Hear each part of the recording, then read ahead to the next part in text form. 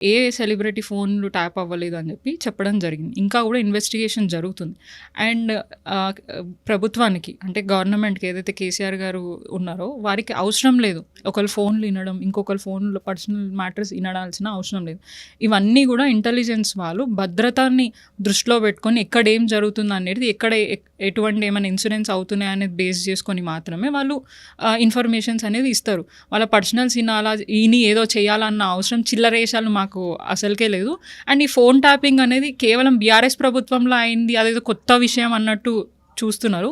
గతంలో కూడా ఎన్నో ప్రభుత్వాలు వచ్చినాయి సెక్యూరిటీని బలోపేతం అంటే ఇబ్బంది కాకుండా ఉండడానికి, ఎటువంటి అంటే అన్వాంటెడ్ ఇన్సిడెంట్స్ కాకుండా ఉండడానికి వాళ్ళు సెక్యూరిటీ పరంగా తీసుకోవాల్సిన జాగ్రత్తల భాగంగానే ఇదొకటి. కానీ ఎవరు ఫోన్ ట్యాపింగ్ చేసి పర్సనల్స్ని వాళ్ళ లైఫ్లోకి వెళ్ళి థ్రిటన్ చేయాల్సిన అవసరం లేదు. అండ్ ఇప్పుడు ఇన్వెస్టిగేషన్ నడుస్తుంది, తొందరలో నిజాలు బయటపడతాయి.